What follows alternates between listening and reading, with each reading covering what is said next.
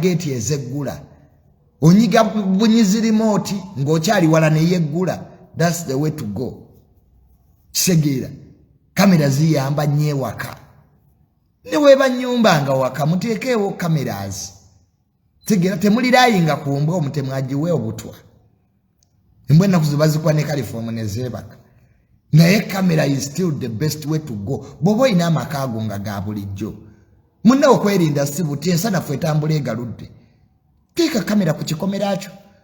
Mufune zino zigeti eziri automatic ezeggula. Gy'onyiga remote ng'oli wala nazirabye nali simanyi nti weeziri.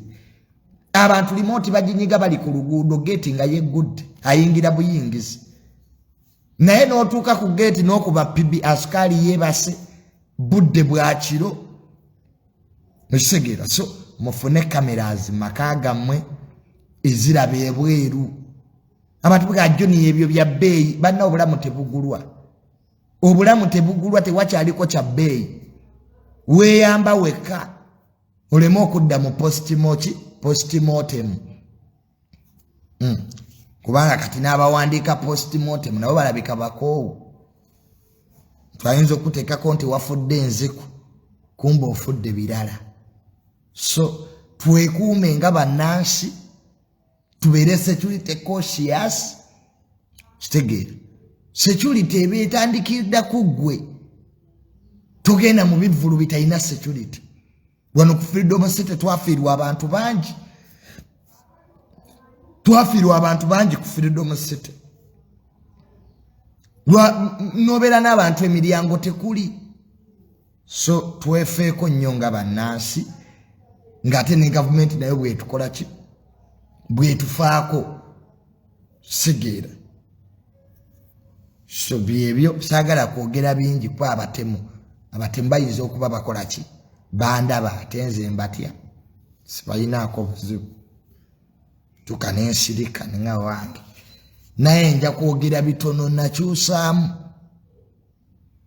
Sinza oli Junior eyali ababa mu kanaaga gambo. Wano omala okwogera amasasi bagakuba bwomu. So kati nga bwe twategedde nti bw'oyogera ofa bwomu njogera bitono ennaku zino.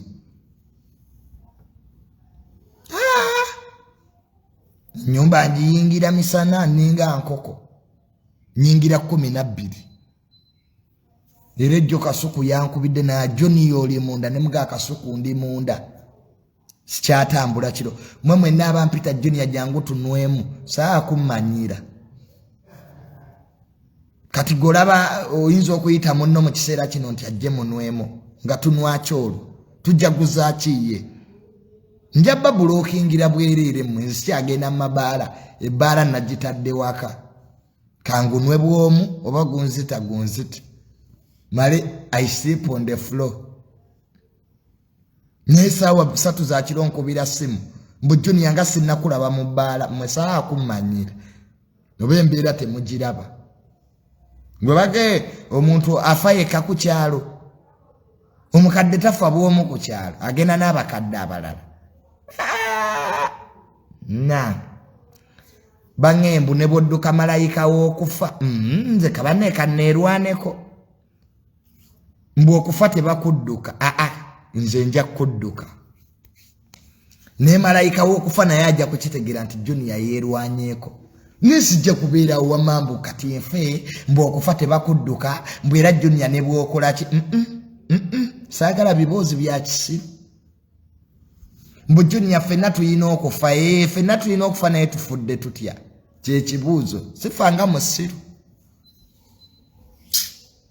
Kati sebo ntambule ku luguudo. Nze kati ninnya taxi mwentambulira. Kati omutemu anaakube 14 bonna. Era taxi kati entuusa mpaka waka. Driver mwongeramu 5. Nemuga mputuusiza ddala ku gate nga n'abasaabaze mwebali. Because taxi kyebeeredde safe mubaamu abantu 14. Kati omutemu wanaakuba bonne 14 atuuke ku ggwe ng'eroddusi. Ntuula makati nenebika ekijaketi nenyambala neki ne mask sikyalabika. Entambula zange nazikendeereza ddala ddala ko abangambwe abatemu basooka kumonitalinga otegeera era buli wemba nfulume wakansooka kumaganya monitalinga nina n'omusajja gwe nagambye gwe nga we ontunuulira nnyo kiki bambi ng'ali ku bibye namugaye gwe kisooka ojje kiki weeringira nnyo wano mbeera gye tulimu si nnyangu ate nategeera nti we are seated on time bomb gwe abaaseka these are not usual times bintu byayingiramu okufa munnange embeera yali yeeteredde ng'abantu tuli mirembe kati tuli mu dduka taasulewo taasulewo yali ku mimwa gy'abantu ani addako ani asembayo annaye nze nti okufa era ebyo ebibuuzi tubireeta wange mbujjuniya ffe tetutya kufa nze nkutya kuba teri yali afudde nadda simanyi ekkubo likwata mu ggulu nalikwata mu geyeena sayini positi kyeriko okwatawa kakati ebyo ebintu by'okwegumyagumya mbwa simanya bw'ofa ojja genda mu ggulu lindamu sinnagaana gendako mu ggulu neegira olindako nkyawoomerwa ensi obulamu bw'ensi obuwooma bwe buti omuntu n'abukolesa mbujjunya kati kumwe singa malayika y'okufejja negaa kumwe baani aba bagenda mu ggulu waliwo agenda mu ggulu kati temudduka mmwe not just kwekaza neera nammwe muti okufa ensi temwagala girekerera fikaggwe nze munnange kambeere mutiitiizi kyonna kikkiriza nze tamale ndi mutiitiizi era kati omuntu waŋŋamba nva maaso muva maaso sikyayina maanyi amaanyi ganzigwa mbeera mwange kandabe TV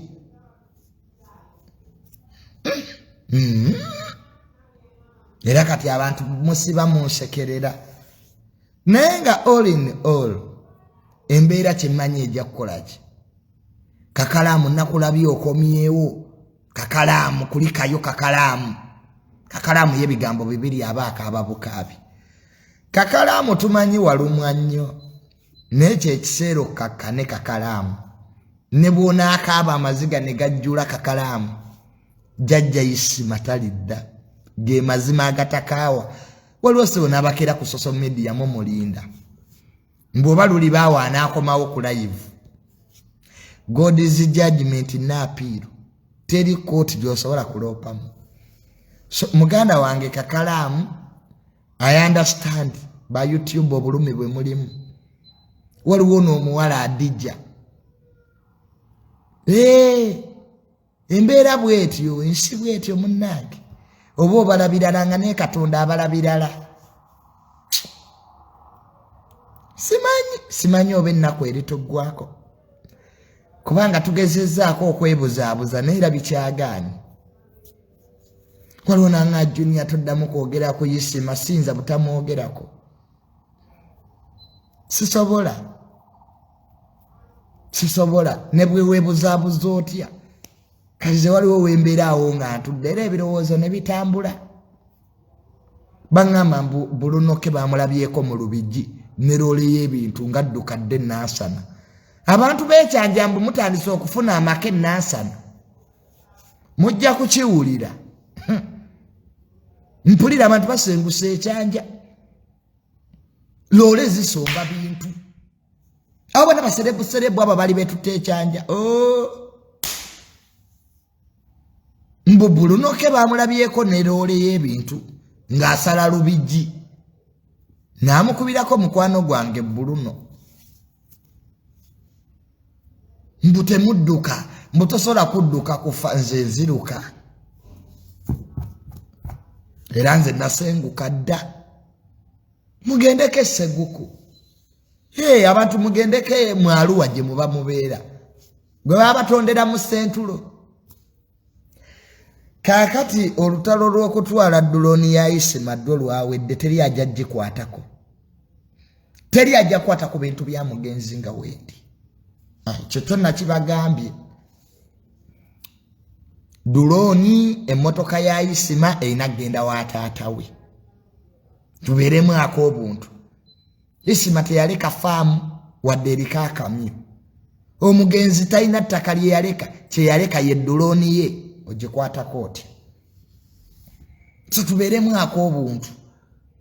Ekitegeera temutandika kugabana bintu bya mugenzi. Obutanamala na wiiki mu ttaka mutandika okwesoma ku bintu bye. Bulogo ki obusinga obwo bannange? Lwaki mujja kunyigiriza nnyo abantu babatuume amannya nti abantu abo si bangu? So babuloga ne ba YouTuber abalwanira ebintu by'omugenzi mugende mukole. Omusajja Isima yeerwanako ku myaka 6 bambi n'abaako bambi bye yeekolera. Lwaki obujja obitwale ng'okyalina amaanyi agakola mu nsi? So byebyo munnange tetuyina nnyo. Tetuyina. Nze bintu bya buloga nabivaamu ndi retired. Era kati neeyogerera byange. Mbu Junior jangu oyogere ku bali b'enguzi. Siina muli wanguzi gwe mmanyi mu gavumenti eyo. Oba baagirya bagirye. Okisegeera wamma. Abantu neebazibwa ennaku zino. Tevulanga n'abantu ba Nuupu nabavaako sikyabavuma. Kale era ntera ne mbavuma mu kwaira nammwe simu abategeere nnyo. Naye munnaye kati Bobi Wine sikyamuvuma. Mwagazaaki. Nsi we yatuuse kukola mikwano. Kufunamu abantu banaaliisa abantu mu lumbeeru. Omuntu ofanga n'abanaalya mmere mu lumbe tebaliyo. Bannangira dda. Junior mbu nalya emmere mu lumbe lwa Isima. Kati mwali mwagala enjala ennome. Era neemungulula nenzirako wamma wabbali nendya ku mmere. Naye ekyo era kigenze kinnangiza. Mbu oyo Junior yamala okukaaba n'alya emmere mu lumbe. Baali bafumbye yaki? Baali bafumbye yaki? Abantu namwe mutulangire wamma ebintu ebitegeerekeka. Yes, nakaaba nemmala nendya ku mmere. Mwali mwagala nfe enjala. Nga Fulufiga we yalangidde ba YouTuber. Mbu ba YouTuber basabiriza sente z'amaziika. Wali agala tutambuze bigere. Abantu namwe muwala n'abantu ku bintu wamma ebitegeerekeka. Oyinza otya ovuma abaagenda mu maziika? Emmotoka zaaninwedde nkali. Era abantu balina wamma okufuna amafuta agakola ki? Agabatwala. Waliwo n'abansanze jjo. Mbu naye Junior simanya kati mwagala tumale kweyambula musooke mutegeere nti twalumwa. Mukye mwagala kati. Buli omu ennaku emulumira waali. Waliwo ba YouTuber abeewola amalooni. Nze nali manyi nti buli omu akaabira mugenzi. Naye nakitegeera luvannyuma nnyo nti ba YouTuber abamu baali bakaabira malooni. Muntu yeewola looni, content tewakyali. Ye content ye agenda kubula. Kubanga omugenzi Isima abadde abeezaawo YouTube ezisukka mu 7. Kati mwatandise okunkubira amasimu. Junior jangu tukole interview. Abamu ku mmwe mbadde temumbuuza. Nga mumpitako. Kati mutandika okunneereeteresa. Bannange nedda. YouTube zigenda okugwa ezimu.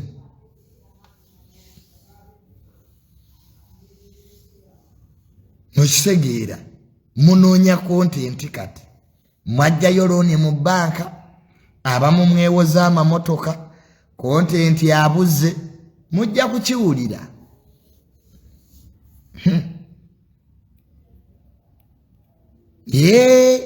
Biseera bya reality. Omuntu wabeerawo temumusiima. Amala kuvawo ne mutegeera omugaso gwe. Nzaba mu kuba YouTuber mwanvuma dda. Mbu byenjogera tebikwatagana. Kati munoonyeza ki? Abamu ku mmwe mbwaka Junior tokaleeta. Byekoogera tebikwatagana. era tebijja kwatagana katindeka mbujuni akajuni akasiru era ndi musiru gwe nali ngambyeko nti ndi mugezi amagezi ngagazaaki nze juni ndi musiru siwama nali mbagambyeko nti ndi mugezi amagezi sina kyengagaza gali ganyambye ki nenga abantu be Masaka olutindo bagenda duzimba mwafuuse republiki Masaka kati republiki yekutudde ku Uganda era kati musobola okulonda omukulembeze ampozi mwina balakisi yekasajjagirwa temujja kwekutulako nga balakisi yekasajjagirwa ekyaliwe ya tanka mechanized baba nene ninga right now okugenda Masaka oyina kukozesa Entebbe airport muteekawo flight from Entebbe to Masaka abamu kumwe mwayagala dde okwekutula ku government eno abantu be Masaka omukisa gubajjidde you are out of the country era kati oli wadde mbogamba nti ndi bweru wa Uganda ng'oli Masaka mupostinge we are outside the country kubanga omugga Katonga gwo gwagenze amazzi gatutta oluguudo teri asala abadde bagenda okuloga bajja bammwe mutuuleeko ewaka anti eddogo mulijja Masaka musala lwera wiiki eno teri kuloga mutuuleeko ewaka so abantu be Masaka Bukoma Nsimbi Kyotera Kaliisizo Laakayi Luwengo muli mu nsi yammwe mwekutuddeko ku ggwanga ketusabe olutindo abajapani nawulidde be bagenda otuzimbira olutindo olwo Japani si ye yatuzimbira n'eruli olw'ejjinja abajapani bazimba bulungi ebintu byabwe biwangaala ekisaawe ky'ebunyolo eky'amafuta nakyo kigenda kuggwa kinene kisinga n'eky'Entebbe bakizimba ku handolinga nnyonyi nnene ekisaawe ky'ebunyolo ekyo ekya oyiro kuba ennyonyi zigenda kuleeta ebyuma ebinaasima amafuta so twebaza nnyo gavumenti olw'ekyo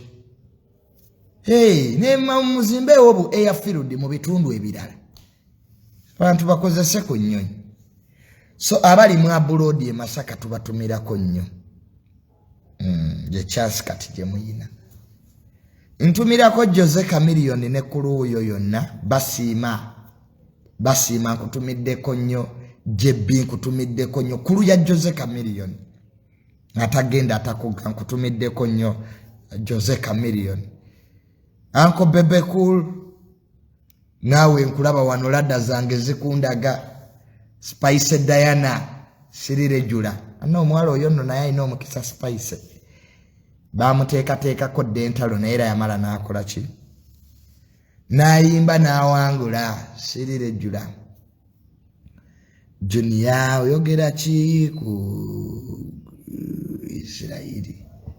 Israeli n'Abapalestine bamaze ne basayininga endagaano y'emirembe Israeli ne Palestine zasayininze ceasefire. Remember week ebiri ezisoose but Islamic jihadist babadde bakasuka roketi mu Israeli ba Islamic jihadist Israeli nayo nga ebaanukuza air strikes newe bukeredde olwalira amawulire genfunye mu kibuga kya Misiri Cairo enteeseganya gye zitudde mu kibuga kya Egypt Cairo Israeli n'abajambula ba Palestine ba Islamic jihadist bakkiriza ne bagamba bane emmundu zikakane era kati teri rocket yavuddeyo kuva Gaza ngedda Israeli.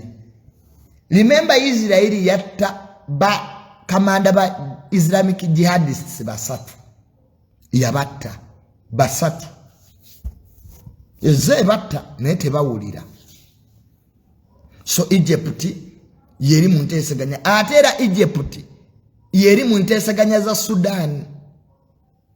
Egypt nsi y'amaanyi nnyo ku Africa yensi esinga amaanyi ku Africa Arab super power Egypt.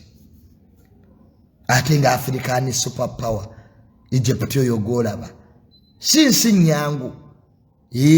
Enteseganya zonna gye ziba mu kibuga ekikulu Cairo. Wadde Egypt eri mu kuzimba capital city endala. Kubanga bwemba statistics zange nziyina bulungi nnyo. Mu Middle East Israel yesinga amaanyi. Israel yesinga amaanyi mu Middle East oba mu gimuyita West Asia. Neddiribwa eggwanga lya Turkey yakubiri. Butunya Middle East eyo. Islamic State of Iran nejetula mu kyokusatu. Islamic State of Iran. Abasigadde ne bebalaawo. Junior ate Saudi Arabia America yejikuuma. Saudi Arabia si amaanyi, America yebakuuma. Ne United Arab Emirates era America beba bakuuma. Yes, baina ebyokulwanisa bye baguze guzaawo. Naye we tudda mu human resource yerwana entalo. Turkey is the first. Tebakulya ebinusu. Turkey taina nuclear. Israel ina nuclear warheads 250. Bobo ina common sense. Ense ina nuclear warheads 250. Tugyepankirangako. Israel ina capacity kuba Middle East yonna negiteeka ku ttaka. Ina nuclear. Mu UN waliwo kye bayita nuclear ambiguity. Israel yakkirizibwa UN okubeera nayo. Abawalabu bwe beegatta ne bagirumba ekkirizibwa omukozesa. Turkey nuclear gweyina wa NATO esooka kusaba America lukisa. Ate Uganda naye eri mu kunoonya nuclear. Uganda y'amaanyi baba nabalasha babazimbidde helicopter. Tebazimbye plant helicopter we zigenda okubeera. Emamba muzeekolera. Uganda Amasasi mugeekolera. Nawulira luli parliament eyogera ku nuclear energy nemmanya. Tijajja tihabulwa naye tatudde. Naffe Uganda tetutudde. Abalasha n'aba North Korea batu improving idde. Kwa amagye ga Uganda Russia yegatendeka. Era luli nalaba President Museveni ngagulawo plant y'helicopter ennwanyi. Abalasha ze batuzimbira. Batulumbe nga bamanyi. Uganda ekyaseka. Nga President Museveni ye regional leader bonna bakyala wano. Owe Kenya amuyita muzeeyi. President Museveni waba atambulira ku red carpet. President we Sudan tagirinnyako. Burundi General Dayisimire era naye amagezi agajja wano. Is a regional leader. Aluddewo ebizibu bya East Africa abimanyi. Tuyina amagye Congo, tuyina amagye Sudan, tuyina amagye Somalia. Kati oyo omugambako ki is a statesman. President Museveni n'avaako ensi 3 eza East Africa zigwa. Great Lakes region yeddayo mwanake. Omumerika kyatayagala kuwulira. Omumerika atya nnyo Great Lakes region because we wali ebibira ba terrorist bye bakozesa. Bwe bakuba twin tower America yakitegeera nti obutujju bwonna mu nsi yonna bugendereddwamu kuba America. Kyobulanga America ezimba abakulembeze mu buli region nga baayo. Tunulira mu South China Sea azimbye Philippine kati. Yagula base 3 Philippine mu America. Kakali mu America yeralikirira nnyo ebibira by'ekkongo ebyo. Agabaani abaliyo. Mugende muyekera kyali ekkongo. Olw'ebibira kongo eyina ebibira. Kakati nga Uganda etudde mu masekkati ga Africa. Kwabajja kuze ekyo, why does River Nile flow northwards? Because the northern part of the Africa is low.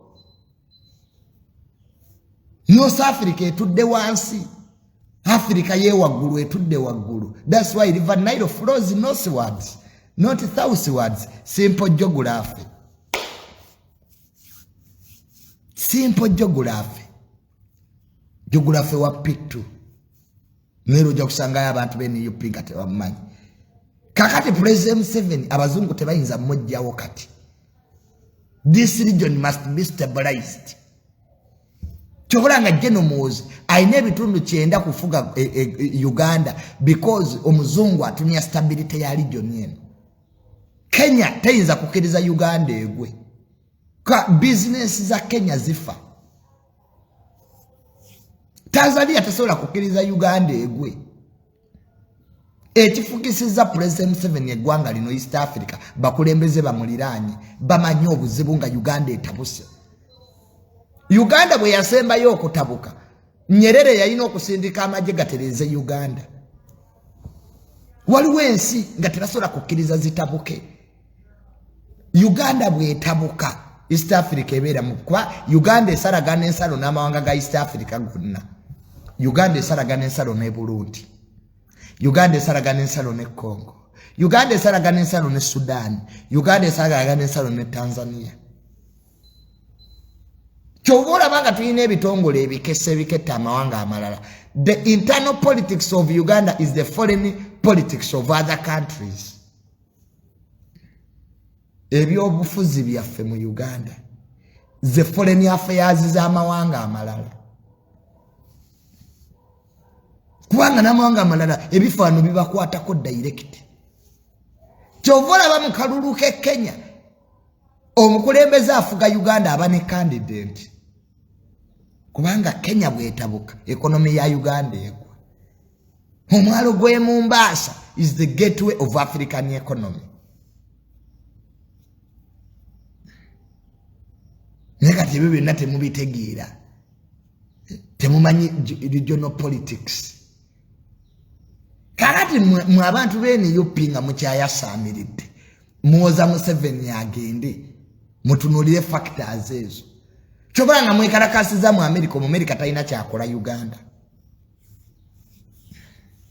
Ono kusoma regional politics omutegeere. American policy eriwa. Ekyatabudde Sudan gold. 80% gold wa Sudan bamutwala mu United Arab Emirates allegedly.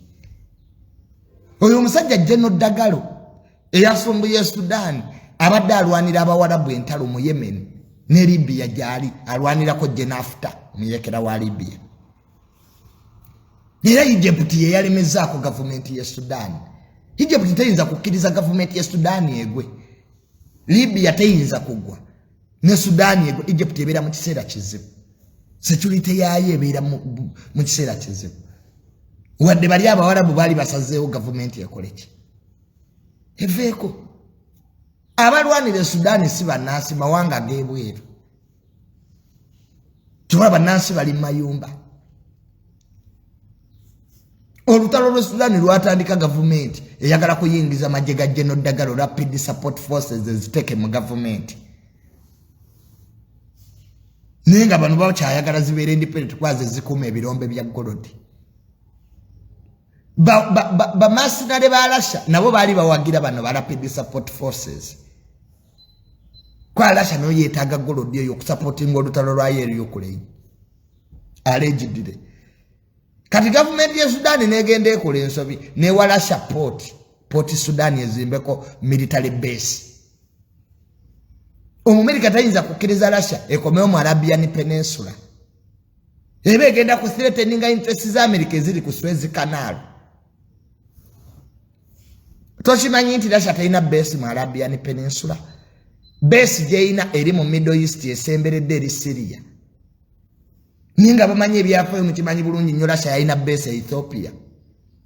Russia yalina base e Somalia. Russia yalina base mu Abadan, Southern Lebanon.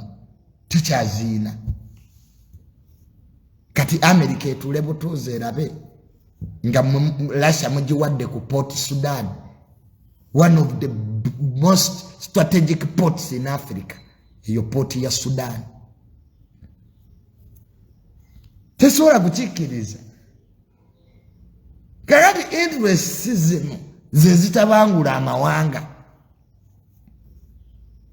Buli omu nati nkwata kino nkwata kiri nkwata kino gwanga nerifa bannansi ne babonaabona. Era enteeseganya teziri mu Africa. ezitereza Sudan ziri Saudi Arabia Jeddah. gwe okumanya Abafirika batunyoma n'enteeseganya ezitereza Sudan tezitudde mu Afrika ate nga Sudan nsi ya Afrika ziri Saudi Arabia. Bwe bave Saudi we bagende Egypt, we bave Egypt we badde Saudi. Kakati enteeseganya ezitudde Saudi Arabia. Afrika ebe ekyalina maanyi ki African Union. Kyolanga ba President Museveni batuufu we boogera ku Pan-Africanism. Afrika enyomeddwa nnyo. Nti even n'eggwanga lya Afrika nga Sudan enteeseganya zirina kugenda Saudi Arabia. Lwaki tezituula mu nsi ya Afrika? Lwaki tezituula South Africa? Lwaki tezituula Ethiopia? Lwaki tezituula mu Uganda? Ekyo President Museveni kye yayogera ku Nairo ng'agamba Egypt, you are wasting time in America instead of coming here and we solve our differences. That's what he said. Ng'agamba ba president ba Egypt tibamala obudde bungi nga bali mu America mu kifo ky'okujja mu Afrika wennyini bateese. Goloza lwaki Egypt ne Ethiopia balina olutalo lwa Nairo because the biggest dam Ethiopia gye yazimba. Ethiopia eri mu gifiiri ng'egenda ku freeze ey'okuna naye buli we gifiiri ng'amazzi Egypt gakendeera. Egypt yali yagala kuba daamu eyo. President Museveni n'awooninga Egypt n'agigamba if you attack Ethiopia we are also going to attack you. Don't joke with him. Yagala Egypt bw'ogezaako n'okuba daamu eyo naffe tujja kuba tetulina mukisa. Era kati ensi esinza ofuna mu bigenda maaso Sudan ye Ethiopia. Kubanga remember endagaano ba colonial masters ze bakola Abangereza ziwa Egypt ne Sudan amaanyi ku Nairo. Ng'ate ffe Bannayuganda ffe ba source kyesitakkiriza nti source of the Nile is good. Speak yalimba. Ffe tulina maanyi ku Nairo. Mpaka amawanga agali ku Nairo bwegekolamu ekibiina to challenge Egypt. Ne gagigamba sebo tulina okusayininga endagaano empya. Totubulira nti gwakolera Nairo. Kati ate ku ndagaano ezo ze basayininga Ethiopia teri part. Abazungu bali basayininga Nairo agreements. Ethiopia was never colonized. Yote yali part. Era Ethiopia kyeyekwasa. Ye gamanze byendagaano za mweza Nairo z'aba British sabirimu. Era tibine binkwatirako. That's where Ethiopia is right. Igamba Egypt nti asebo nze sina we nasayininga biragaano byammwe jjukira Emini Pasha.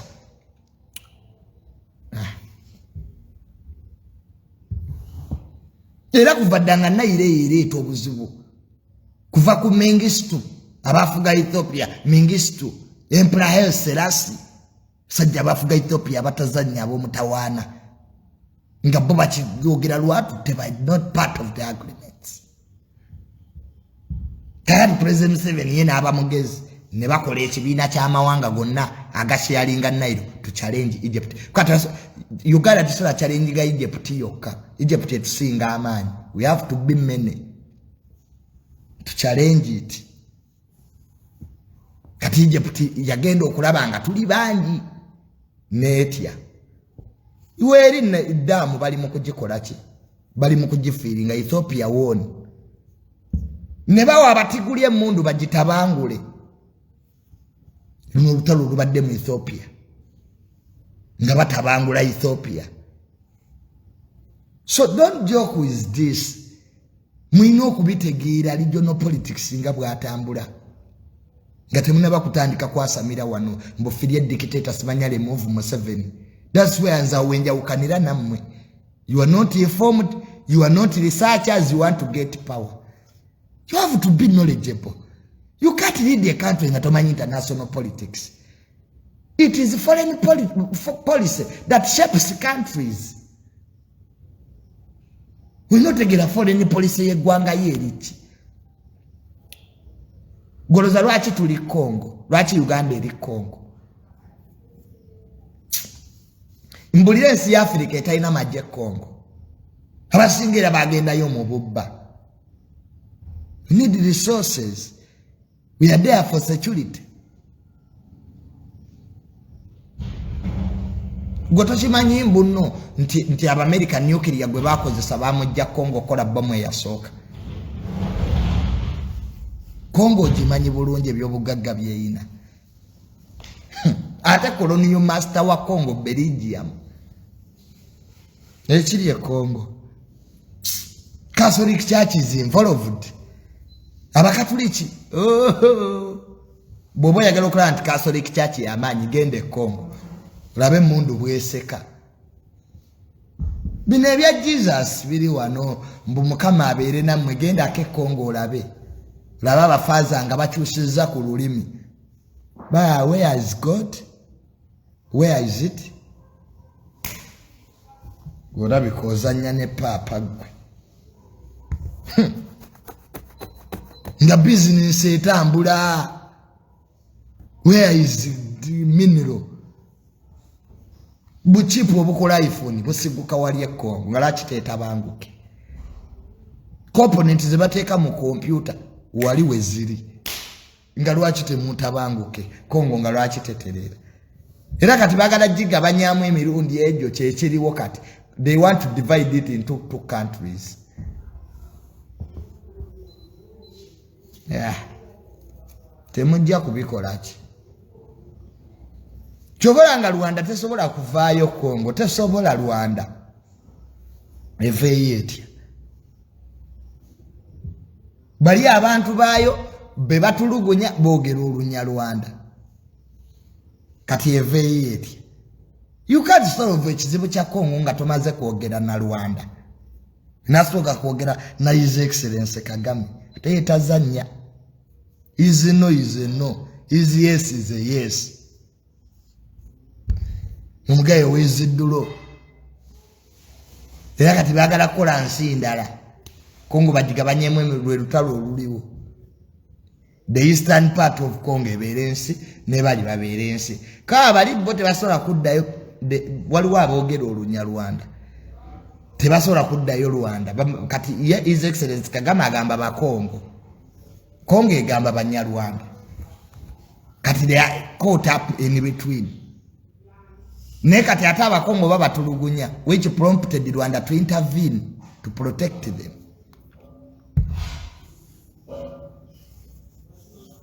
So you need a multinational solution to these problems. Kati olina kusooka Rwanda ng'onaatereza Congo, osooka owulire omalodde mu Angola, odde South Africa, then okomewa ne Uganda, Congo ejja terera. Kajukira ne Sadaka naye ejagala Angola ya deployinga damaje jegali Congo. Kenya ina, Uganda ina, bulu kati mweyo confusion. Gwosanga oti ensinga amawanga 10 gonna ga deployinza amaje. Gwe jimbulire yeye ensi. It means they are interests. High interests. Ogwasooka batukubire Congo.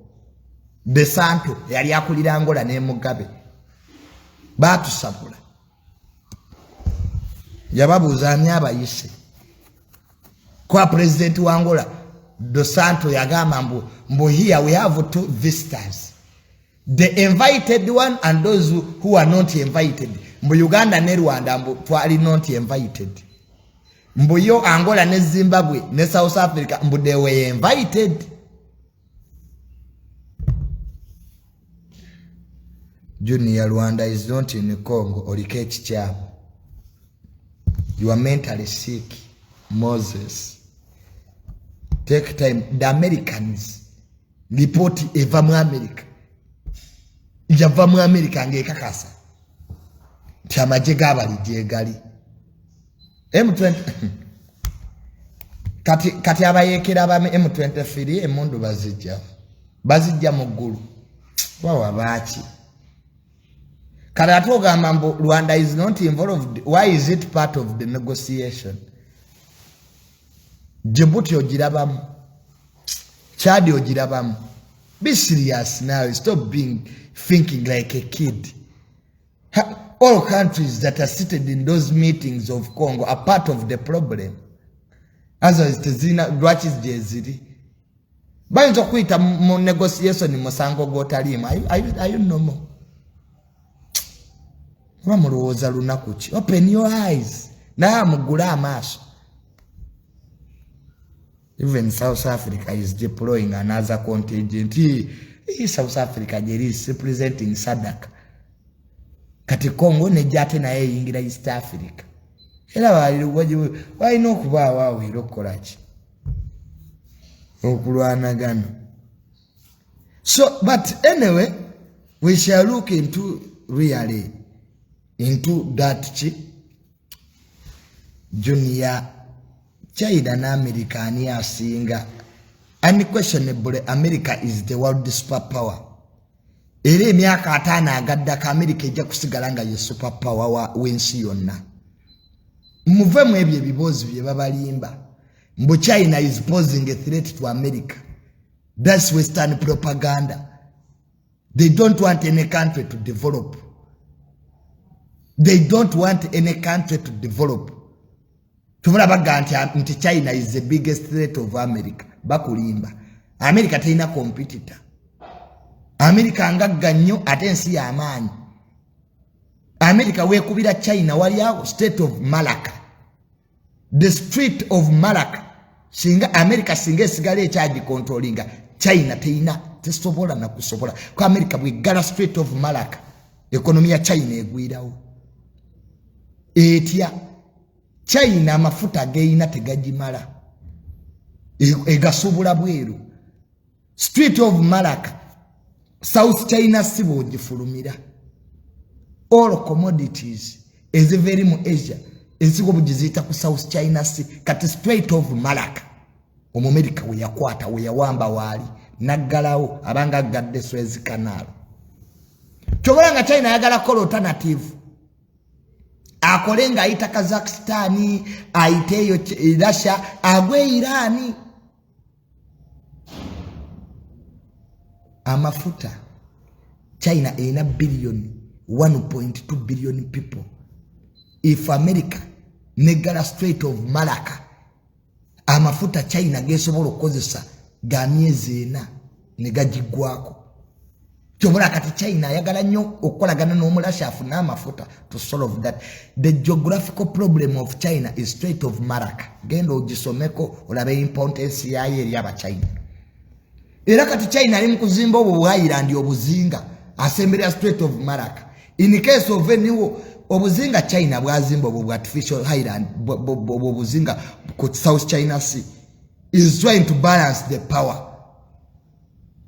Asemberere Strait of Malacca. America ajiremeso okugalawo in the war. Mulutala America ajiremeso okugalawo. Sibera nabibanyo. Buli busatu munsi yonna obusinga amanyi Suez Canal. Waliwo n'akali e Iran. Ako ka Strait yenkeera bidde bakayita batya. That important canal eri Iran. Amafuta gonna we gayita. Then in the Strait of Malacca.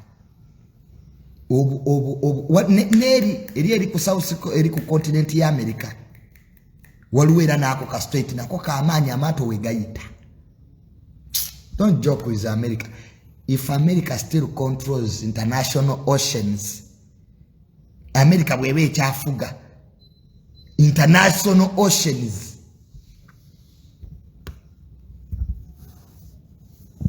It is still the world superpower. Tebakuliye binusu. Nyuma mweka nekerera nnyo. China akyali mwana muto nnyo ku America. China akyali bubi. Ko mu America. Strait of Hormuz. Webale nnyo Apollo kazibwe. We research. Apollo kazibwe. Mulabika ebintu byenjogerako wamu obimanyi.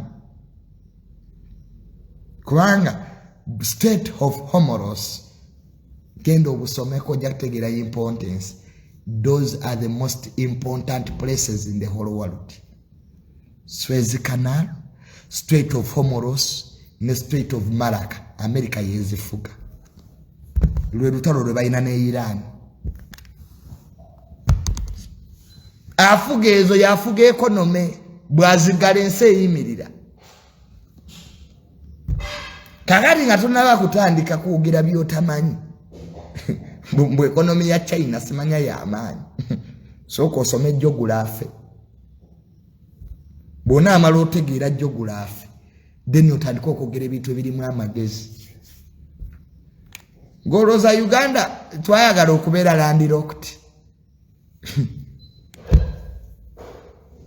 hadi n'olwekyo tebabali ebinusu eggwanga lya America lyo likyali ly'amaanyi ddala yes balina ebizibu byabwe buli ggwanga kati lirina ebizibu ne Bungereza erina ebizibu bannange ba prime minister babakyesanga ngoye naye tekijjako nti eggwanga ly'amaanyi tunulira Pakistan omanye ebizibu byerimu Pakistan American yali prime minister bamukutte they are in total political turmoil but it doesn't mean that it is a weak country. Don't be confused. Nti bana abatemu abatta abantu mu Uganda, it means Uganda is weak. So nga tumanyi geography tosobola kudetermininga superpower. It's geographical questions China zeyina okusolvinga so that esobola nayo projecting its power. Having power and projecting power are two different things. Abasoma mukimanyi. You must project. Uganda obere Congo is projecting its military muscle. Yeah. Neno sango omuntu atasoma ali ku radio agamba ensimbo mbu China mbu ejja kujja ya America kucha superpower. Otegeera bulungi gwe. Wasoma ko kusema talo okubiri. Ezo za IMF ziwaludi banka ngo mu America akyazifuga. Nga nenata akyamufuga. America nga UN akyagifuga. Toddamu kwogera bintu bya kisiru. Bo mu China ajja kujja ya America. Statistics so ziri right. Manya kifula America superpower. Bwaba America akyayina bali aba European abakyamukiririzamu aba Bafaransa abangereza aba China nga kyabagamba kyako kyebakola. Don't think China will be a superpower. It is a regional power, China.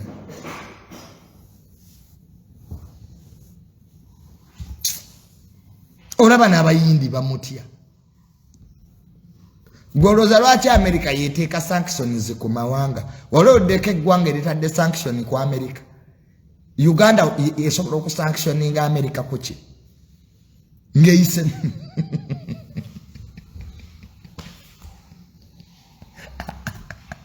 Gwali owulidde ko nga tuga nti Uganda sanctioninza America. Tutandikirewo. Ekiwa America amaanyi dola. Petrodollar. Naye tosobola kuga nti China eina gundi zino ziki zino bine byatu bine bitike ennyonyi eina bibiri. America ina mu bitano. Kati wama olaba really power eriwa. America yensewe egenda netandika entalo nga ne UN tajekereza. Iraq bali banonyayo ki. Weapons of massive destruction yoba bali bulimba. Ekyasaga Gaddafi kiki. America ekyali superpower emyaka emirala 5. Ago kasitana tebaawo UN mwaita okujoga amawanga nakikidala naleta policies ze dola kasitebanga ekyali y'amaanyi nga n'amawanga amalala gamuwateeka ebbeesi ze. Negwe, do you know America? Neno osanga omuntu akompeeringa Iran na America. Bazita aircraft carriers. America ina 5, China ina 2. Olaba bakuba Russia nga tebannajja. Bakubye Russia e Ukraine. Ayagala na bidduka mu Omulala. Tebannajja. Ng'olabayo mujasi wa America gye bali mu bubba. Kati namba 2 Omulala kye bamukoze e Ukraine. Asajja ne batuka n'okuba kulimi. Russia president wa Russia gyatuula ne drone ne zirumbawo Russia bajijenfuje baswaziza nnyo eggwanga lya Russia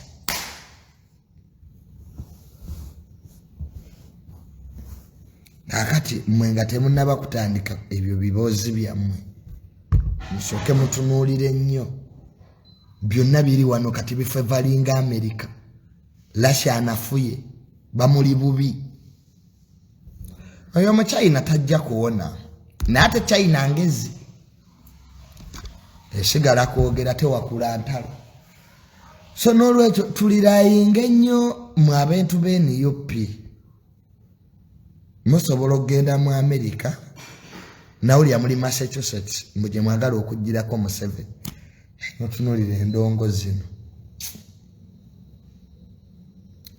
muri Maloje Massachusetts e Boston je mugenda okugirako mu 7 no bani abaloga muri mu Poko Joint e Boston muri ambizi nemuganti mu 7 yaveeko mbakwatibwe ennaku ayoloza mwaba tukwatibwe ennaku nefa abakwabi mulimu bya kisiru kati e Massachusetts munamugirako ku Harvard University namwe bana Uganda mwe lwaki temulima ne mugenda ne mukola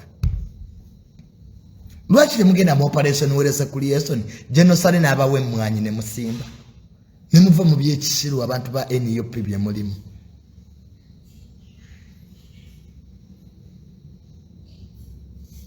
kubanga really kati oli Massachusetts simanya Boston oli mu Poko Joint kati jogambira nti mu 7 yaveeko aveeka atya lwaki obudde bwoyo nona tokola sente n'olabirira abaana bo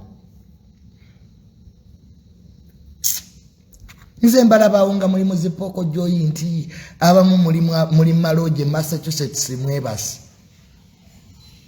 jimugambira nti mu 7 yaveeko noga naye kati endiga zino kati aveeka atya mu 7 Bobi Wine yabivaamu dde ebintu bya struggle yabibalekera ali ne mutabani we Solomon balaba bi Nigeria magere wamala nagenda naawuga kati gwe mulinza ajjako mu 7 Bobi Wine yakakola strikes meka okuva etwava mu kalulu abira mukulya bya nyanja na mukazi we Babi tebabeera ye busabalanga balya bya nyanja neno owulire endiga ngega ati Bobi Wine agenda tujirako mu 7 aliye magere mu bigere really Bobi Wine akeera kulima bayine ennimiro nnene ye magere akeera kulima bwamala ne mutabani we Solomon nga balaba bi Nigeria ku African Magic kati yana kujirako mu 7 ne lwaki temwebuulirira